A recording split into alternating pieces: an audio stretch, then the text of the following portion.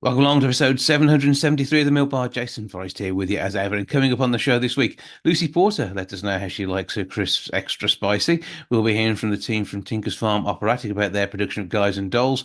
Deb Lowe let us know about Youth on Stage and them bringing the wonderful Little Shop of Horrors to life. Brett Smitheram tells us all about International Scrabble Day. He is the UK's number one Scrabble player. Andrew Clayton updates us on what's going on at St Mathews Church in Walsall. We'll be hearing from Kim Woodburn all about appliances and keeping your home clean. And we have a natter with John Campbell from Are You Experienced about their forthcoming tribute gig performing at the Firefly in Telford as they enjoy the music of Jimi Hendrix. That's all on the way on the show this week. Welcome to the Milk Bar. Welcome to the Milk Bar. Welcome to the Milk Bar. Welcome to the Milk Bar. Welcome to the Milk Bar. Now, spring has sprung, which means spring cleaning time is upon us. The Queen of Clean is with me now, Kim Woodburn. Hello. Hello, my love. How are you? I'm very well. I hope you're feeling fine and a duster in hand. I am feeling good. I've had a very good day and I'm very happy. It's just been a good day for me and I hope it's going to be good for you. Now, I'm representing High Sense, which are white goods that go into kitchens. I got two of them and I love them. And so they've done a survey, my lovely, which I find very funny. It's hysterical. They did a survey, and this is what's come out of it, that many Brits like to clean in the nude. Now, is this something that you partake in? Well, why are you asking? We're on a Zoom call. It could get interesting. Well, if you will, I will. Get that shirt on. No, sit there. No, but believe it or not, many Brits clean. I personally, they clean in the nude. Now, all right, whatever you, as long as you clean, I don't care if you've got nothing on. I don't understand it, by the way. And if you're on the ground floor, dear, for God's sake, draw the curtains, dear, Absolutely. for God's sake. And if you fall, dear, don't fall on the Hoover knob. My God, to give you the right state. But if they want to clean in the nude, let them clean. And another thing that surprises me, 20% of people, this shocks me, said, rather than clean their oven, they'd rather buy a new one. See, now that is wrong, isn't it? Environmentally, and the fact you've got a good oven in the first place. Because if you cleaned it every time you used it, it's 5 minutes. If you don't, then you're going to have hours and hours. But to go and buy a new oven rather than clean it, I don't understand that. That's it. My oven needs a clean. But I mean, if you're free at the weekend, would you mind popping round and sorting that out for me? Would that be okay? I'll treat you to dinner. I'll bet you will. How's she going to treat me to? Well, naughty man. Stop unbuttoning your shirt. Now, I was going to say to you, but you know something? If you clean as you go and you throw as you go, you don't get this build up. But there's so many rows and arguments between couples living together, students sharing accommodation with dishes. So it does cause a lot of trouble. Not cleaning causes heaps of trouble. And I wish people would just clean as they go and throw as they go. I really do, my lovely, I do. But what the people in the nude said, that what they do is, and why they want to clean the nude, I don't know. They have a large load of sweeties, chocolates on the sideboard. And as soon as they've done that, they can eat them. So it gives them incentive. Now, why they've got to be nude as well, I don't know. I don't know what's going on. I'd be worried about the splashing of the cleaning products in places which are rather sensitive. Especially oven cleaners, dear. I mean, I'm not being funny. Well, God, it doesn't bear thinking about, does it? No. But seriously, and men, especially men, hate cleaning the bathroom. Would you agree with that? I have to admit, I am a bit rubbish at cleaning the bathroom. To be fair, I mean, I always make sure the toilet's clean and everything like that. But the shower, it needs doing too. But it's not fun, is it? Well, why don't you buy a steam cleaner? The little ones you can buy that are very light. A little mop on the end of them, plug them in, and you can clean your shower in 2 minutes with it. Oh, fab. Okay, that sounds good. And we'll get rid of mold and things like that and stop it forming. Well, you shouldn't have mold if you clean it regularly, should you? And sometimes it sneaks in places when you're not looking. Oh, get out of here. Okay. Well, of course, you can get a toothbrush, a bit of bleach, but steam cleaning, the little hand steamers are very light. They're very cheap to buy. They're extremely cheap. And you just hot water, it heats up quickly, and then put it in your shower. Go up and down. it'll get it spotless. Absolutely. So you've no need to have a dirty bath. You don't need to have dirty anything, actually. And the main thing I've seen that are vile are ovens and fridges, fridge freezers. They stink. The food is rotting. People push the food to one side, and I don't know how you can do it. I really don't know how you can do that, because fridge freezers are so easy to clean. Mm-hmm. Now, good news with your oven.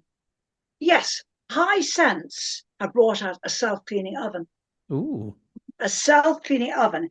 And the last gentleman I spoke to said, yes, I know, Kim. He said, cause I just had my kitchen refurbished and I've got a couple of High Sense things in, and I have a self-cleaning oven. So if you're bone-eyed and you won't clean, which is shut, you can take the racks out, set it on clean, and it's on for about 3 hours, and every particle is taken off your oven.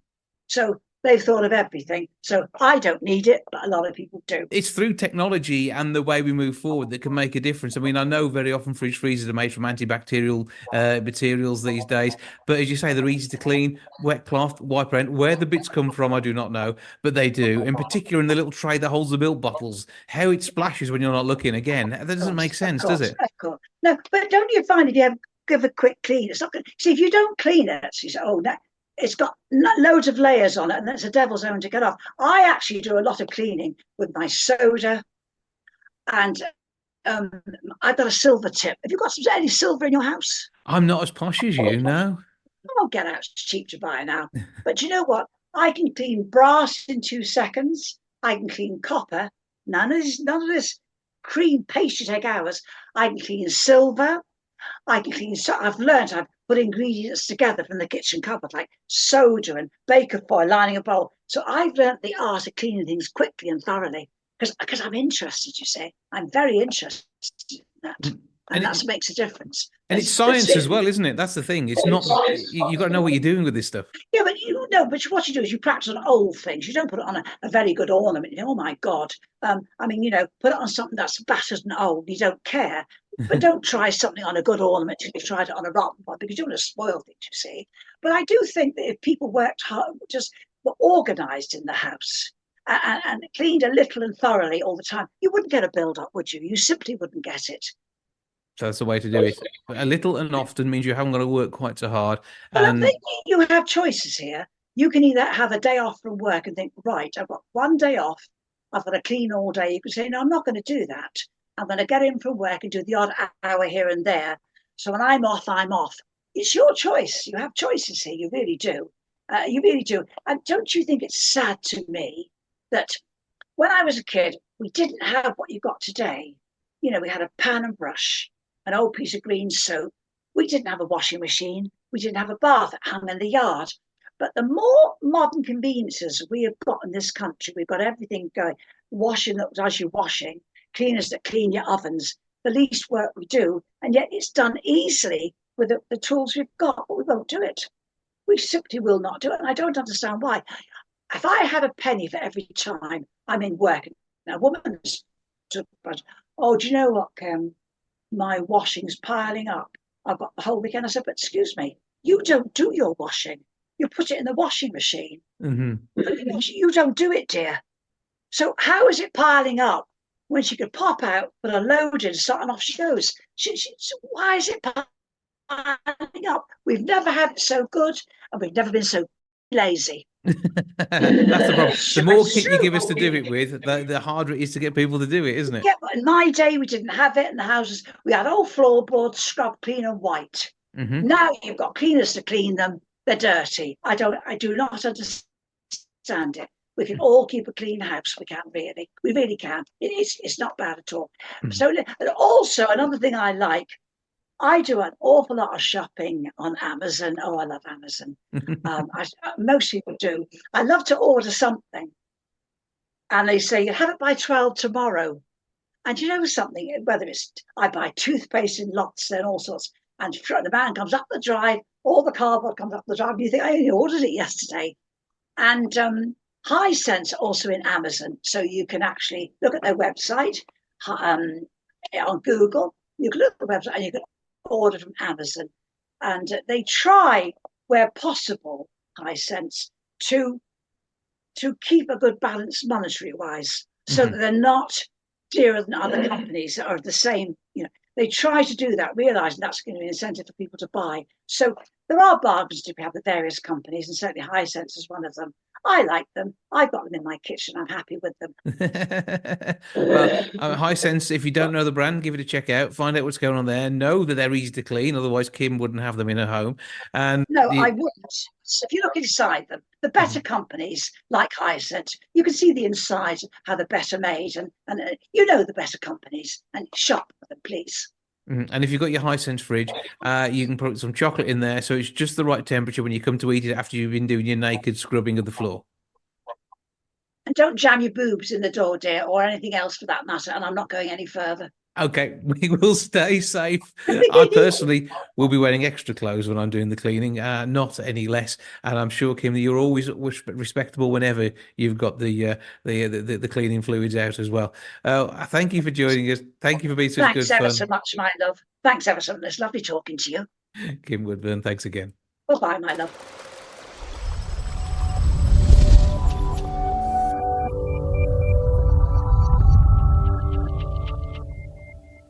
At Stourbridge Town Hall from the 15th to the 18th of May. Guys and Dolls will be on stage. Tinker's Farm Opera are putting it there. And I'm joined now by Flora, the number to let us know what they have in store for you. Hello, gang. Hi. Right, so let's have introductions from your left to right. My left. My left. Hi, I'm Tony Newbold and I'm playing Nathan Detroit. Hi, I'm Betsy Liberty Copeland and I'm playing Miss Adelaide. Hi, I'm Gabby Baldwin and I'm playing Sergeant Sarah Brown. And I'm Richard Cooper and I'm playing Sky Masterson. So a good show, we know that. A great show, in fact, with some amazing songs. And very often when you go and see it, you realise, I know that song. That one's from Guys and Dolls. And it must be good fun as a cast to put a show on like this. Oh, absolutely. Yeah. They're great characters to bring to life, I think. And it's a larger than life show, isn't it? And everybody really goes away feeling happy afterwards. It's a great feeling, isn't it? For you. Yeah, no spoilers. Come on, let's not do spoilers at the moment. But wherever you end up in the story, I think you will each of you get probably a great number to sing, and this is a test vocally, isn't it? So what have you got? Which is the song that you're throwing everything into for each of you? I think for me personally, because I literally have to change my voice to what it is now.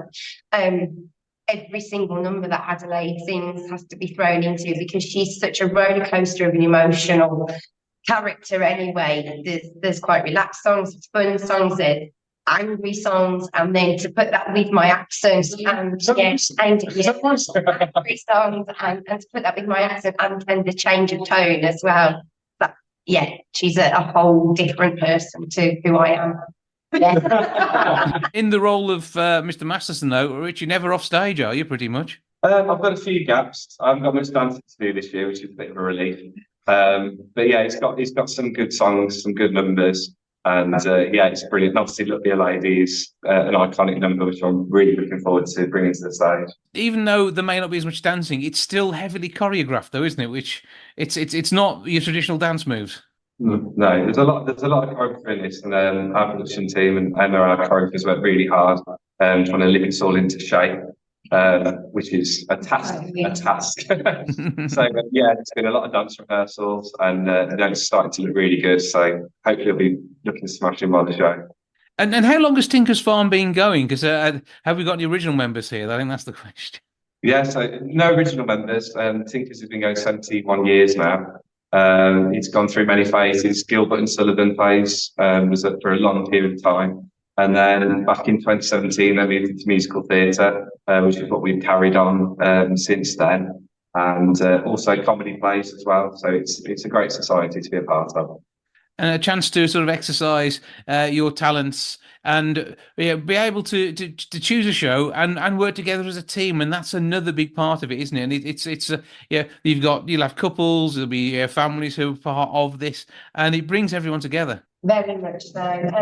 You know, we've got a lot of very close-knit friendships here, and families, like you say, with yourself, Rich and Becky, you're together.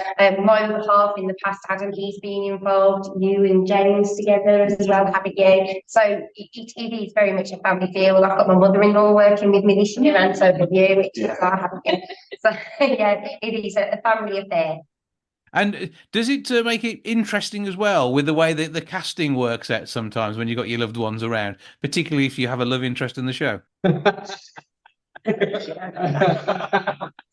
Rich is one of my best friends, and I have to kiss him in the show, which is really weird. I can believe. Rich seems to be on a good thing, though, there. So, you know, he's doing all right out of it. To be fair, Richard, you've kissed both of us now on stage, haven't you? Yeah, just Tony now. Yep. There'll be something that you can make sure you work your way around the whole cast, which would be be good to do. But, just make sure his moustache doesn't tickle too much. So obviously you've got a great show ahead of you, brilliant cast, and it's putting together the scenery and the look and feel of the show as well. And you've got a great team doing that too. Yeah, we're really looking forward to it. It's 4 weeks till we'll be getting in the theatre. Our stage team are all getting ready now. And it'll really lift it, I think, having the set and the live orchestra, the lighting. Yeah. Costumes Costumes really make you feel in character. Yeah. I like that. That's my favourite. It's really good. Yeah, it'll really lift the whole thing then, so we can't wait. It's all taking place, we say, at Stourbridge Town Hall. And again, a great theatre to do this in as well. And fantastic seats throughout the house for your audiences. Yeah, it's not a bad seat in the town hall at all. So that's great. Okay, so how do people get hold of tickets, and also where do they go to see a few action shots from rehearsals? So they can go to our Facebook page, Tinker's Farm Opera. Tickets, best place to get those is at CT, which most people know, ct.co.uk/GAD. GAD. They can ring up and order them at 07943 579 553. There's always a good reason for having a big poster sat behind you with the phone number on. That number again, 07943 579 553. Grab your tickets, go along and see a brilliant company who've got 7 decades of experience on stage. And that's just Richard, still wearing a lot of makeup at the moment. So it'll be great to see Guys and Dolls brought to life by a hugely talented company enjoying what they do best. Thank you, gang, for joining us. Break a leg, and we look forward to seeing how things work out, particularly for some members of the cast during the show and your show week, which is on the way in May. Thanks. Thanks for having us. Bye.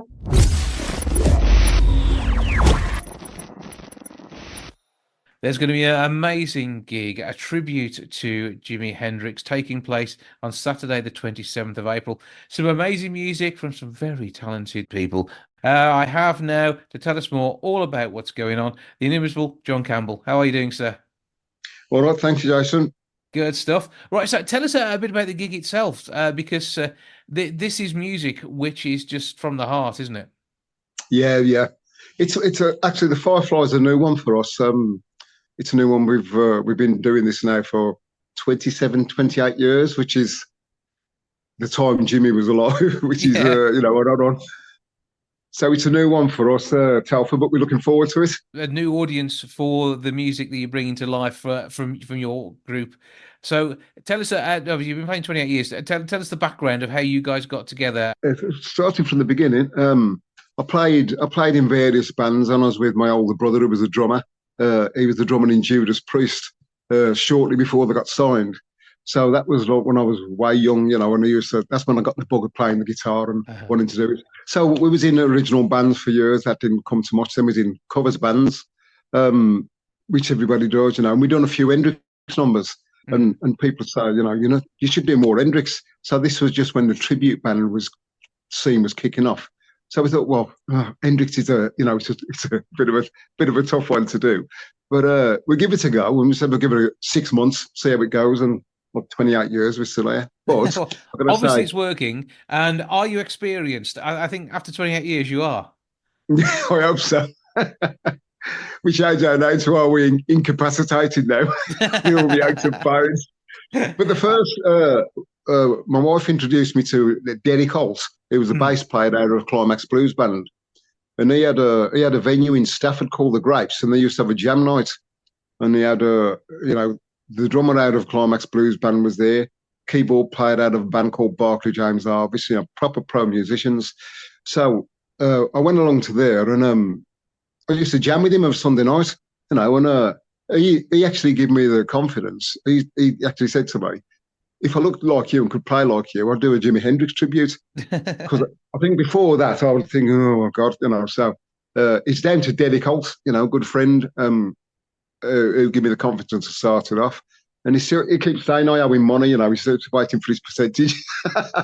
But it's going great. I mean, the best thing, we opened the Isle of Wight Festival twice, and that was really cool. So it's been all over the world, we've been to Barbados, Sweden, Brazil, so it's given us a great opportunity. But like I say, bringing the music to a younger generation, there are youngsters what come along, people think it's, but the whole thing with our show, if anybody's seen us or looking forward to it, is it's interactive. It's very interactive, which Jimi Hendrix actually didn't do. So we try and bring it to update it to appeal to as many people as possible. Now, tell us a bit about Leon Hendrix. Leon, yeah, where do I start? I got in touch with, I think it was 2014 or 16, 2014.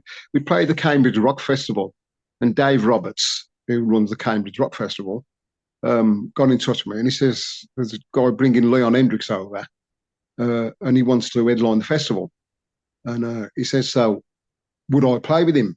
So I'm thinking it's a bit of a strange thing. I said, well, has he got a band, and he says, no, he says he'd like you to play with him. So he come over, and I met him in London in a gig in Putney Half Moon, and got up and jammed with him a bit. And Leon's a character. he really is. So I'm doing about 3 or 4 gigs with him. He's over for about 10 gigs. So I've got a guitarist already. So the first night we played with him, Leon told the guy when I brought him over that he wants me to do all the gigs with him. Right. So he just says, he calls me his little brother, and he says he feels safe on stage with me. Leon's not people are going to expect him to be like Jimmy, and he don't pretend to be that. He's into his own thing, Mm-hmm. He does Jimi Hendrix songs, but he does a lot of original stuff. But and then 2 years later, he come over again. So I played in 2014, done a little tour through 2016, and then the last time was 2018 when he come over. And he was in his 70s then, wasn't he? Yeah. He's God, he's got to be about 76. He's doing well, actually. He's doing well because he's been, he's had a rough life, with well documented with drugs and everything like that. Mm-hmm. And he's cleaned himself up, and he's a character. He really is. We'll be doing songs, we'll be on stage, and he's singing. Obviously, I'm just playing the guitar and lead, but he's doing the singing. So we'd start off, and I'm looking at him thinking, you should be singing now, Leon. You know what I mean? And he's looking at me going, so I'm starting singing to prod him on, and then he'll sort of make up excuses. It did get some embarrassing moments, but all in all, it was a good experience meeting him, and he actually stopped at our house for a month. I've got to say, uninvited. But you didn't mind. He was coming over. It was coming over 2016, and he says to me, because it was the anniversary of his brother coming over, so he's going, mm-hmm. I want to come over and play with you guys. So we go, okay, just sort me out an hotel. He says, all I want you to do is pay the flight and everything. So first night, he comes and stops at our house, and consumed a fair amount of alcohol, but was hanging around the corner. And then announced that my house, they've got a nice vibe, and he wants to stop here for the month. Cue my wife, John, in the kitchen now. So obviously my wife thinks it's all planned. I've said to Leon, you can stop here for a month. But to be fair, he was good as gold. He was good as gold. And he told me the stories, some of the stories about Jimmy, firsthand. So it was really interesting.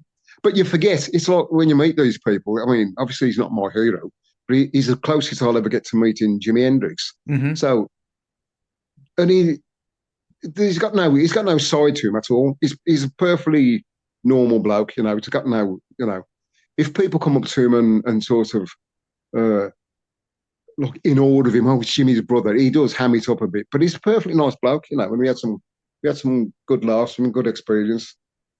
And yeah, and got to share his brother's music and perform it.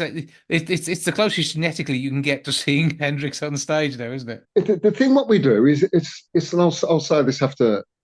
I've been a big, massive Jimi Hendrix fan because of my brother introduced me. And the thing I'd say is, like, there's people who copy Jimi Hendrix's music and his thing. I've said this, I've had interviews before, and a lot of interviews usually start off with, how do you do a tribute to arguably the world's greatest rock? That sort of put you on the back foot. Mm-hmm. You know, how do you do it? And I've said before, I use it as I heard people over the years going, do you give lessons? And I go, you can't give lessons how to play Jimi Hendrix. It's a feel thing. And everybody feels and improvises differently. So obviously, whoever you listen to, you get influenced by, you know, in your own playing. So, but I've heard people like play his music and you'd swear it was him playing. It's like they copy it note to note because I've meticulously analysed it. And to me, that's not what it's about. And I said to use the framework of the songs and try and do my own thing, you know, because there's only ever one Jimi Hendrix and only ever will be, you know. I mean, you've got enough experience performing to know exactly what an audience wants, how to bring it to the stage, how to make that music come to life, and most importantly, how to make the guitar sing just as loudly as you are. Hopefully, yeah. I mean, brilliant stuff. Keep up the good work, and a chance to see you in a new venue, but nice and close to home. Fireflyvenue.co.uk. Nip along there, look at the what's on, grab your tickets. You're looking for Saturday, the 27th of April. It's a 7:30 start, and your chance to hear the music of Hendrix and brought together in your way, but with influences and the fact that you've played as by choice of Leon Hendrix, Jimmy's younger brother. I mean, come on, you got to be doing something right, haven't you? Hopefully, yeah. You know, they'll also, if we're lucky, they'll be wanting some burning guitars. You never know. It could happen. John Campbell from Are You Experienced? Give us your web details before we send you on your way. Yeah, it's www.ru/experienced.co.uk. Mr. Campbell, thank you for joining us. Have a great time on stage. Wow, the audience is like only you know how. And I look forward to hearing more from you soon. Cheers, Jason. Bye.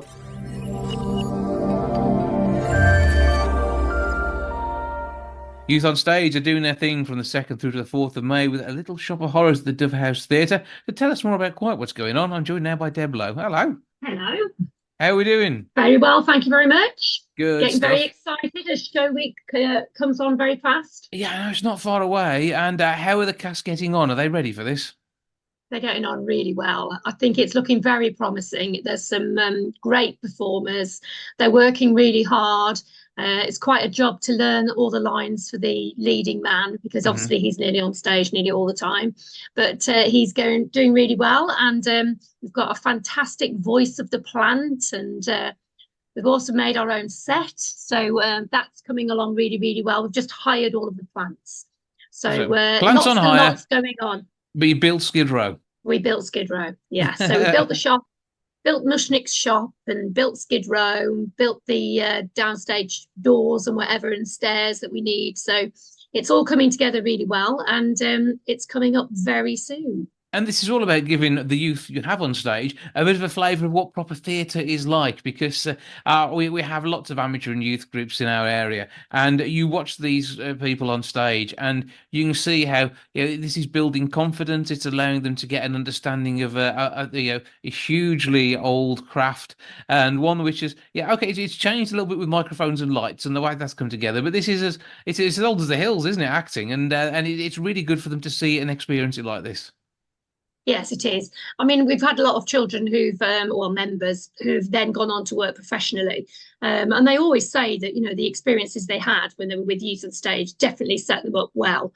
And talked about things like, groups that use radio mics and things like that, because a lot were going to performers colleges and London colleges where a lot of the people arriving there had never used radio mics and things like that. So actually they then felt at an advantage because they'd had that experience all along. And of course, you're doing this in the Dove House Theatre as well, which means you've Yes. got a proper theatre too.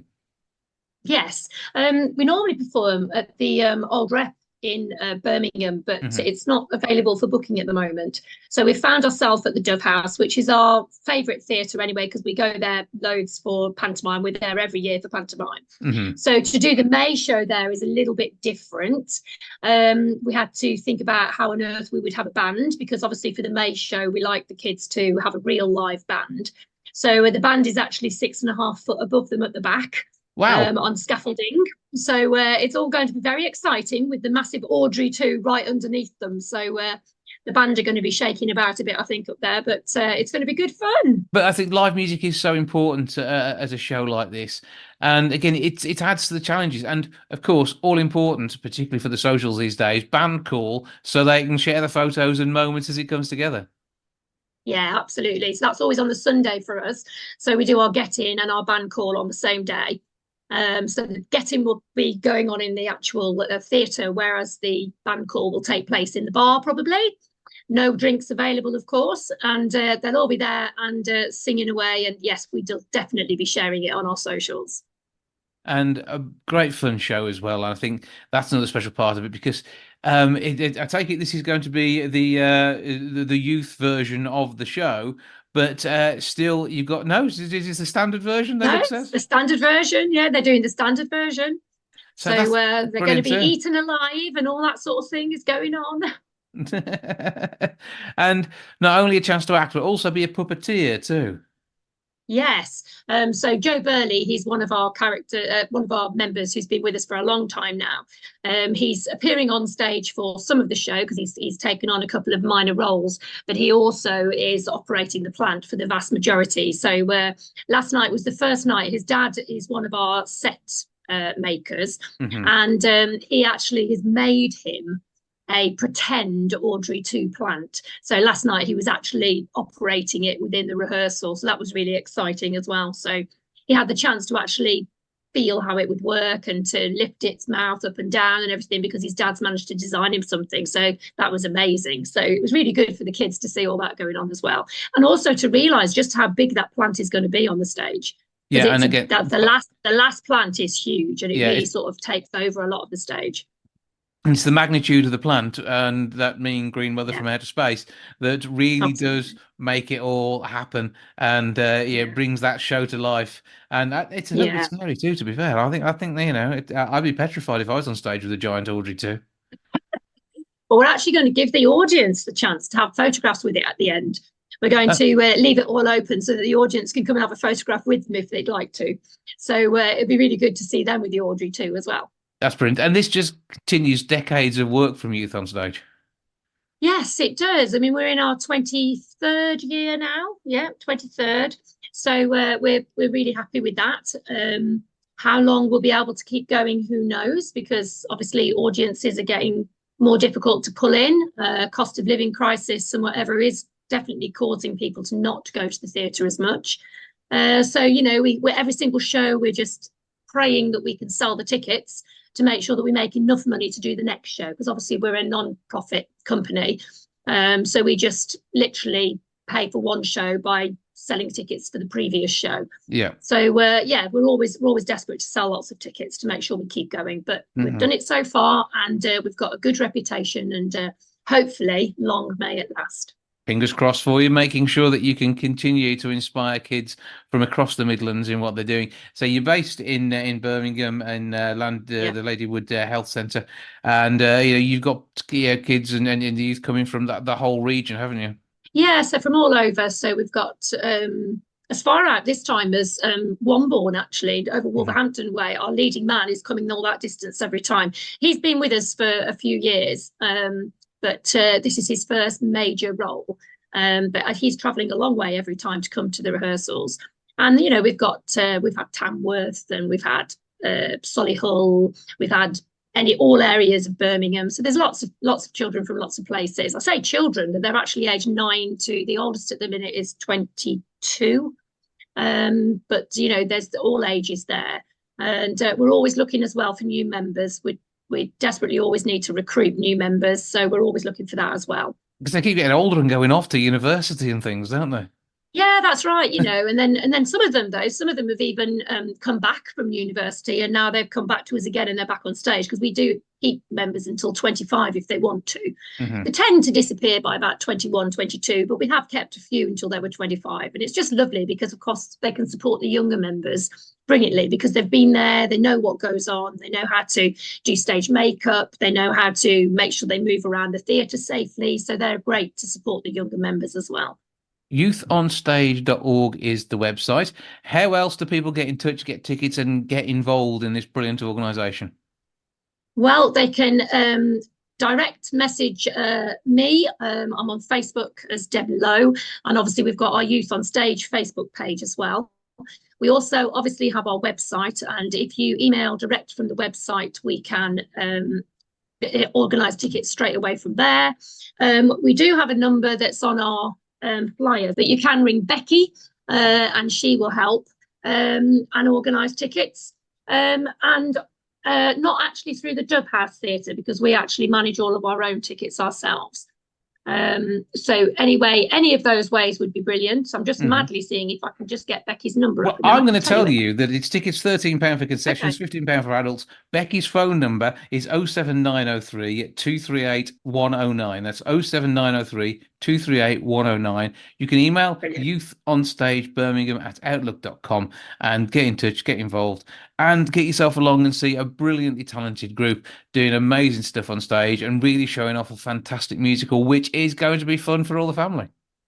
Absolutely. I think we covered it. Deborah Lowe, thank you for joining us. Thank you very much indeed.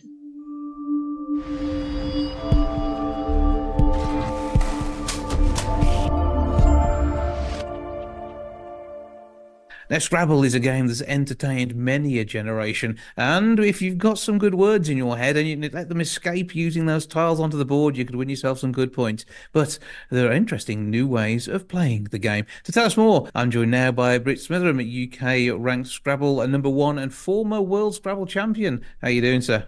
Hello, Jason. I am fantabulous. Thank you very much. Good to be here. Good. And every word you say, do you know the point score for it? By reflex, yes, I do. It's a bit embarrassing, and also I tend to remember the anagrams of people's names before I remember their names. Okay, that's intriguing. So, Smitheram, that's hasn't got many high-scoring letters in your surname, has it? Well, it's hammiest plus an R is the way I look at it. Or the shortest word that has all letters of Smitheram is tetratheism, the belief in four gods. There you go. You want them on a triple word score to be able to make anything good out of those, don't you? Every time. Yeah. Okay. My surname's Forrest. Where can you go with that one? It's got 2 R's in it. Yeah. There's not a huge amount actually. You need an extra letter. But you make rotifers, frostier, obviously Forrester. I mean, there's a few things that you can get. Crofters. Just add letters. Okay. Just cheat a little bit. But I mean, with World Scrabble Day being marked on Saturday, what new innovations are there out there to entertain the masses who love playing with those tiles? Yeah, and you're right. The masses do love it. I mean, everyone's got an opinion about Scrabble, but it's a brand. It's a game that's been around for 75 plus years now, pretty much unchanged as Alfred Butts originally created it. Happy birthday, Alfred! The innovation really is to kind of capture the spirit, the zeitgeist of board games, and Scrabble are now creating what they're calling Scrabble Together. So this is a chance for people, rather than playing kind of one-on-one with a single winner and a single loser, you play as a team in order to achieve challenges that are set for you by the game, and you take it in turns to satisfy these challenges. So the idea is everyone wins together or everybody loses together. Okay, so moving the competitivity around a little bit, and I think that's part of it. Because I mean, I know as a kid I would get upset if I got stuck with some silly letter that got scores 10 points. I mean, what do you do with a Z? Yeah. Well, ZO, ZA, ZE, all good ways of getting rid of it. ZO is a favourite one. It's a cross between a Himalayan yak and a cow. But interesting, you kind of pick up that kind of move around the competitiveness. Like the baby boomers are known for being the most competitive generation, but since then every iteration of generation has gone a bit less competitive. Mm-hmm. So I think Scrabble Together is really going to appeal to kind of the Gen Zs or Gen Zs and the Gen Alphas that are now coming in. So that's Gen 1 point or Gen 10 points? Yes. Yes, that's exactly right. So with the way we play the game, I mean, is there a set of instructions we can download? How can we do this? Scrabble Together is effectively the other side of a standard Scrabble board. So the way they're being sold now is you have Classic on one side, you have Together on the other, and you can just kind of flip and change. Similarly, the instructions that come in the box, one side has got Classic, one side has got Together, and you've got all of the kind of challenge cards, everything that come with it. So pretty straightforward. I mean, I picked up Scrabble very, very quickly when I first started playing back when I was 16. So I think it's very, very accessible for everybody. That's a while ago now. Yeah. What are you saying? I'm old? How dare you? I'm saying you're experienced at playing Scrabble. But it is though one of those fun games. I like the fact that board games are still popular. The fact there is something physical to pick up and move around, and hopefully avoid going up the vacuum cleaner if somebody drops them on the floor, because that's the worst. If you suddenly discover you haven't got some of your letters. 100%. So Scrabble's all over the kind of popular media. I think was it Marcel the monkey and friends choked on a Scrabble tile, and Ross had to take him to the vet. So you kind of see it popping up everywhere. But you are right. Actually, playing a physical board game helps people to kind of tune out of that constant drone of social media and everything else. So you're not doom scrolling your puppy memes all the time. It's a great way for families to kind of commune rather than having to do it through a screen.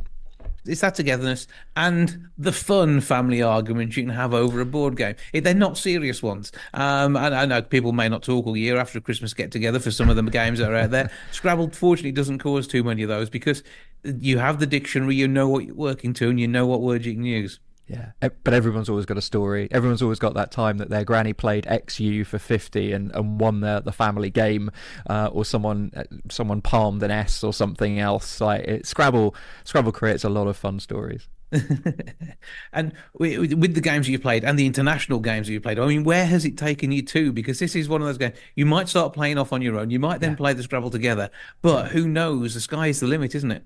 Yeah, so I grew up in a little town in Cornwall, born in Truro, had never flown before, and the first time I ever flew was to Melbourne for the 2000 World Championships. Since then I've been to Las Vegas, Kuala Lumpur, all over Europe, all over the UK, and all through Scrabble. And I have literally thousands of friends now that if I'm travelling I can pick up the phone to and go and stay with. It's no understatement to say that Scrabble changed my life, and I hope it will for other people as well. And even if it's just changing it by putting some fun in there, I mean, that's a good starting point. And then letting it expand out to, being a champion somewhere. But it's great for your language skills as well, isn't it?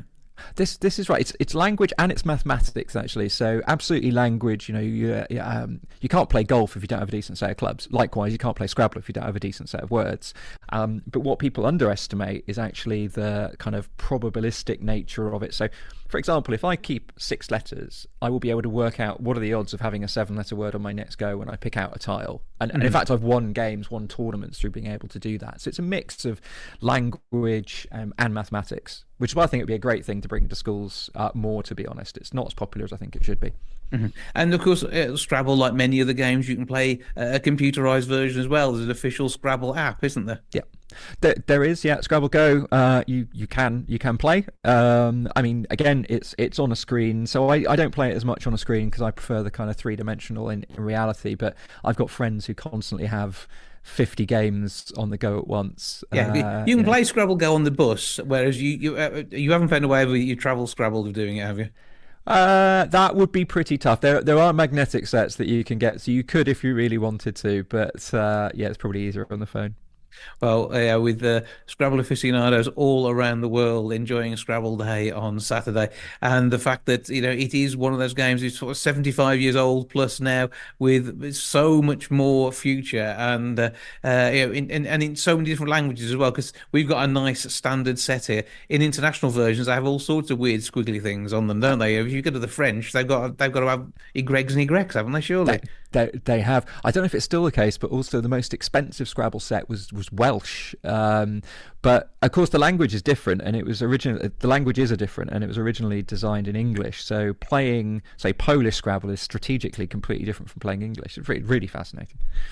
There's a lot to be said there. Where can we go if we are going online to find out more, as well as going to a good stockist of Scrabble? That's the best brief I can give you is go to any good kind of toy store or anywhere that would sell. I know it's live and available in store in this coming week. So everybody should go out there and get a Scrabble together. I know I will. Well, I was going to say I will be. I happen to have been given a couple of sets, so that's going to be what's taking me through Scrabble Day. You've been testing with family and friends, haven't you? This is what it is. I have, yeah, and I've got to say, my friends' kids absolutely adore the game and almost have it kind of sitting there when they come home ready to play. Like, can we play Scrabble now? Which I find really heartening. Absolutely brilliant fun. I've loved it when I've played over the years and continue to do so to this day. Nowhere near as good as you, being ranked number 1 in the UK and a former world champion. Brett Smitheram, thank you for joining us. Thanks a lot, Jason.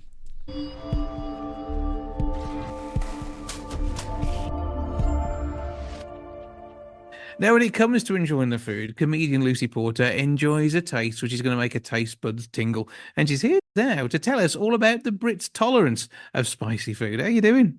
I'm very good. It's nice to have a little bit of spice in your day, isn't it? Well, it isn't. I mean, I'm selective on how hot I like my food to be. I like flavour, but sometimes I find spiciness can overpower. But that just means it's been done in the wrong way, probably, doesn't it? Yeah, I love chili and I love that little sort of burning sensation you get, but it needs to have rich flavors, like you say. I'm not very good at cooking with spice because I always end up getting it wrong. Never come round to my house for dinner, Jason, because we'd love to have you, but I don't think you'd like it because I'm very bad at guessing how much or gauging how much to put in food, because I never realised as well the little chilies, they're the really spicy ones. So I always think, it's only little. There's only a little bit of it. But as with women, the smallest ones are the spiciest. That's what I say. Okay, well, I'll take your word from that from where we're sitting at the moment. And we'll look forward to something great to eat, though. And people maybe like a spicy sauce sometimes with food as well, don't they? And there's different ways of bringing that warmth and flavour. And there were people, we have this real thing, I think, that British people around the world have a reputation as being not very good at spice. But there's some new research, which is from Extra Flaming Hot. They conducted it.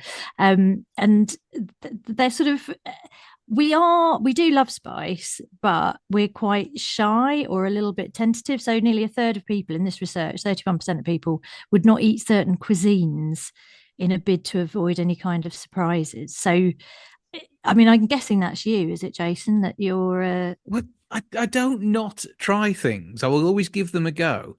But I like a nicely crafted spicy flavour, but nothing that's going to try and stop me eating it. And sometimes people go a little too far.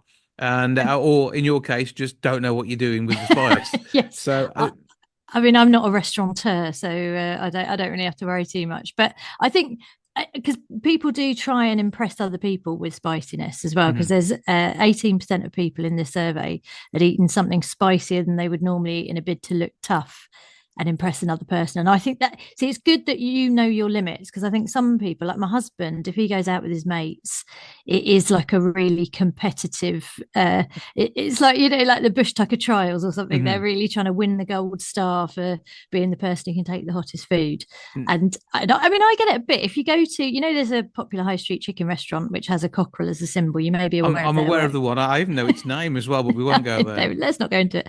But when I go there, I always feel really embarrassed if I order the mild. If you order a mild, they put a little green flag in it. Yeah. And it's like it's showing the rest of the restaurant that you can't handle your spice. And I always feel like, I don't want people to know that. You sneakily swap flags with someone else on the table. Exactly. I want that red flag. But I say it is about getting the flavour right as well. And this is where the mix of spices come in. And this is why it's always good to have somebody else get something flaming hot for you. Yeah, well, I'm quite with some of my friends, because I've got friends of various different levels of tolerance, basically. So my best friend is from an Indian household and she grew up with spice. But we've got another friend who's Welsh, and not that I'm saying the Welsh can't handle their spice, but she can't. And so we sort of have to really help her out. And we have to do the thing where she sort of tries a bit, and then we always have something standing by to take the heat out if she's she's sort of overdone it or if she's a bit scared. Are we talking milk here, or is it cold beer or water? How do you? Because I think water actually adds to a spicy flavour, doesn't it? It swirls it round and makes it hotter. I see. I thought everyone knew that. Again, because in this survey they said 49% of people, British people, turn to water, and I'm like, no, surely we all know by now that you don't put water on chip pans and hot dishes are the two things that you never apply water to. So yeah, I mean, yeah, milk can help. The one that I really love is sugar, Jason. Did you know about this? If you eat a bit of sugar, then that apparently takes the kick out of it a little bit. So it's a very good excuse. Next time you go and have a hot meal, you must demand that you immediately have some chocolate or sweets afterwards. I could just sprinkle sugar on it and combine the two and then enjoy the flavour without melting my tongue. I know. Well, I'm someone who enjoys pineapple on a pizza, so I'm no, I'm with you there. No, it's a wonderful flavour. We're agreeing on that one, which is good. Oh, your phones will light up now. People get really angry. I don't know what's wrong with them. Just enjoy what you enjoy. That's the way. Diversity in pizza. But obviously, the survey's told us quite a lot of stuff. But if we do want something really tasty and hot, where do we go to?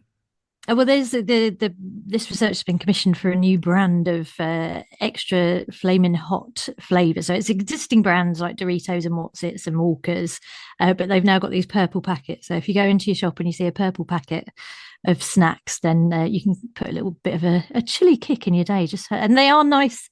I know I would say this, but they are very nicely balanced in terms of flavour as well, Jason. So I think you might enjoy them. I do love a What's-Its Crunchy. So a What's-Its Crunchy, extra flaming hot. Give it a try, and see how it goes. The best thing about What's-Its is just licking the dust off your fingers afterwards. That's one of the most special moments in any day. But remember, if you've had extra flaming hot ones, don't scratch your eye. No, we've all done that. Well, my husband's done something even worse than that after chopping chilies, but I'll leave that to your imagination. No, I'm sitting uncomfortably even as we speak. But it is we do love our flavours however it goes, and say the likes of your crisps and stuff are a brilliant way of delivering flavour on a texture you like too as well. I know. Well, I often find myself like I really crave a really nice takeaway or a really nice meal or something, but yeah, I don't always have the time or the money, Jason. So but we're really lucky where we live, and I know where you live, we've got some amazing sort of world cuisines to sample. So Wolverhampton is full of fantastic flavors. So it's great to explore and taste all of that little lot. But say if you want that snack, look for the purple packing, and you'll be able to make things tingle just when you want them to. Just what I need at my age. Just to feel any sort of tingle is a pleasure for me. Can we find these things online? Is there a website dedicated to extra flaming hot? I don't know, I'll be honest, but I'm Google. not the IT person. Give it pop it in any search engine of your choice, and and they're in the shop. It's quite good because it's all purple, so you'll be able to spot a big purple packet of Doritos, and you'll know which ones you're going for. Yeah, because if people are scared of being surprised by spice, then you're not going to be. You can just have it. And also the nice thing is you can just pop it on your tongue, because there's nothing worse than when you eat something and then you suddenly go, oh my goodness, oh, that was spicy than I thought. Whereas if you just pop it on your tongue, get accustomed to it, and then you're good to go. Well, I think I should be sneaking some into a cool Doritos-looking packet to try and catch out my colleagues, just for a bit of fun, and it could prove interesting. Meanwhile, we'll leave you to enjoy your spicy world, and before you know it, you'll be sharing a packet of crisps with someone and making their eyes water. And I'm also on tour later in the year, so I'll pop into Wolverhampton and sample some of your delicious flavours too. That would be brilliant to do. Well, you see, we could have mentioned that. So where are you playing? Where's your gig? I'm all over. Again, go to the internet and you'll find somewhere near. Search for Lucy Porter eating crisps with amazing extra hot flavours on them anywhere near you, and you'll be able to spot you. Exactly. Lucy, always love to speak to you. Thank you for joining us. Have a brilliant time. And such a pleasure. Lick your fingers. See you soon. Ta for now. Bye, my darling. Take care.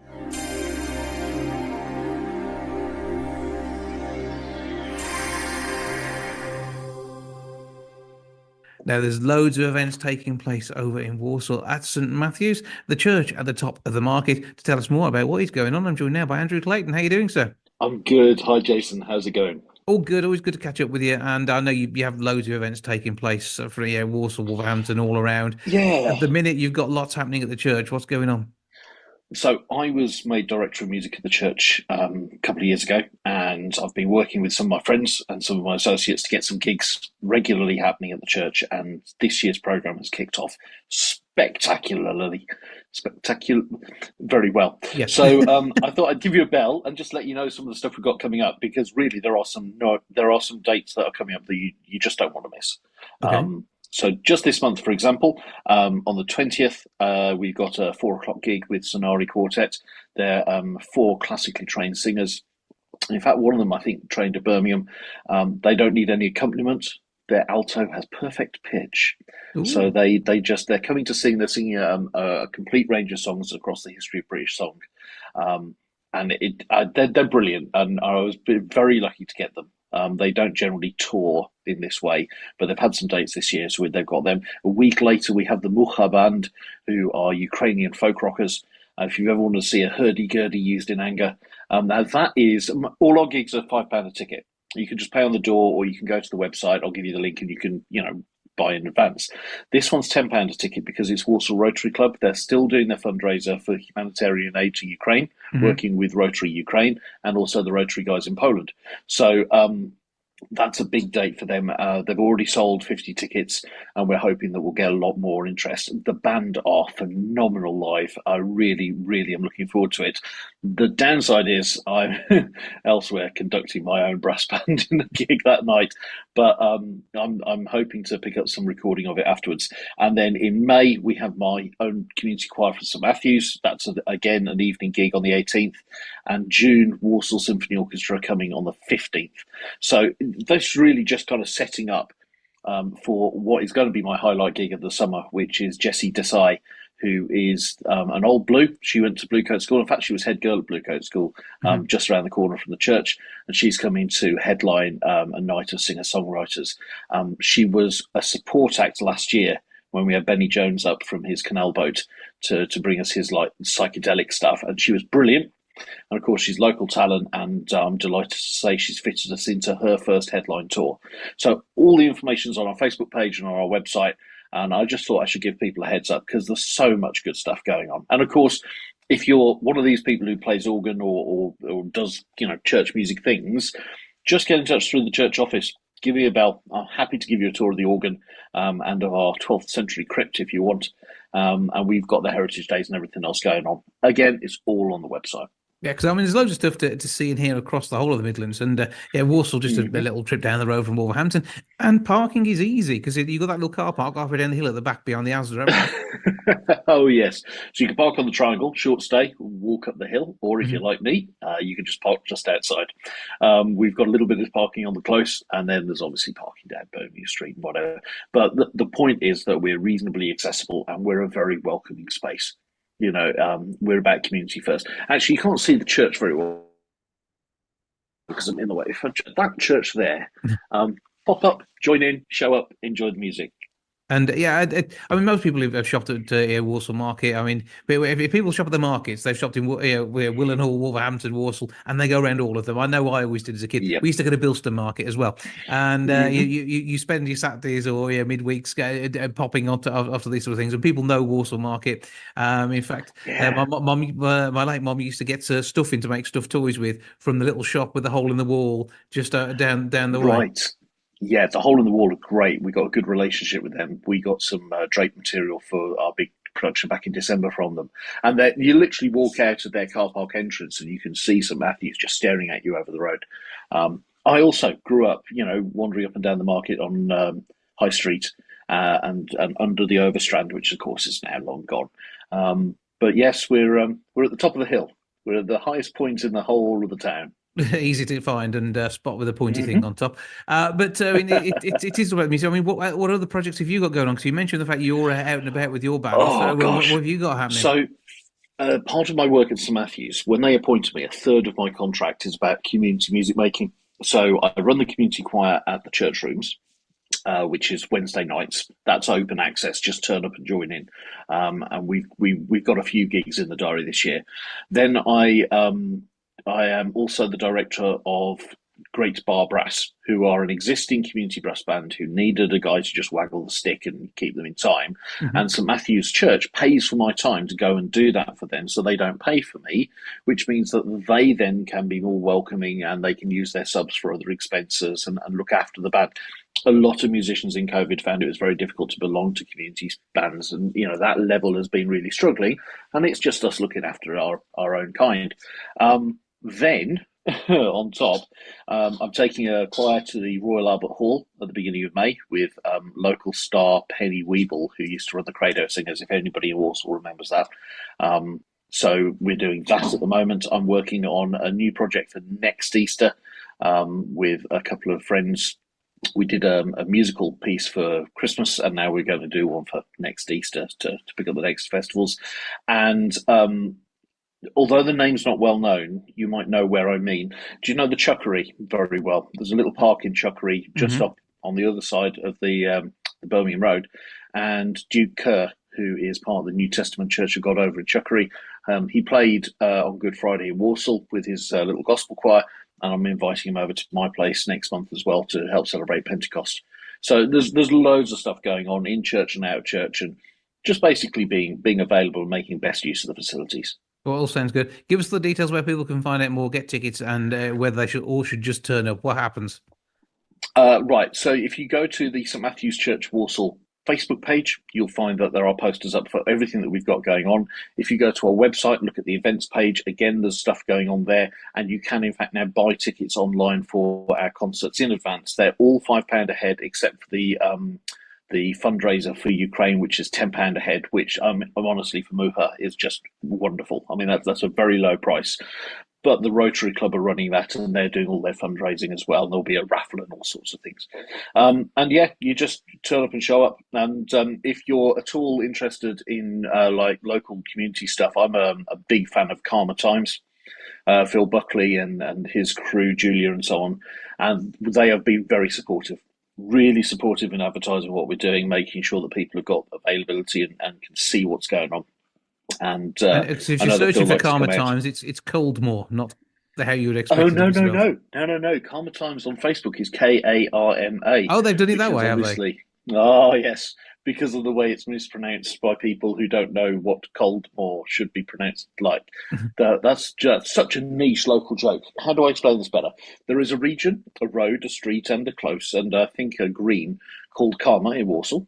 But we spell Karma, Caldmore, Coldmore, and it's pronounced Karma. And you can tell locals, because locals will say Karma Road, Karma Green, and we know exactly where we're talking about. And people who aren't local will go, where? Sorry? You say, well, it's just up there. Oh, Coldmore. No. Really not. Yeah. And Karma Times on Facebook has been around for ages. They're a lovely collective of people. They link into a lot of local arts and activities. Karma Times. Phil Buckley's the genius behind most of it, but he's got a crew that works with him moderating that page and looking after it. And they offer us all sorts of support. It's just brilliant to have them as part of our wider community online. Right, so it's good to know you're going over there in Walsall. It's a little trip down from Wolverhampton, and makes a change, a nice change for a day out. And hop on the 529 and come and have a look. That's right, explore. We like it. Always good to speak to you, Andrew Clayton. Thanks for joining us. Cheers, Jason. Take care, mate.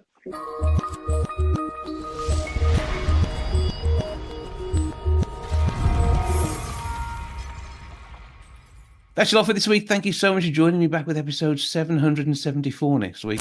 I'll see you then. Ta-ra for now. Goodbye from the milk bar.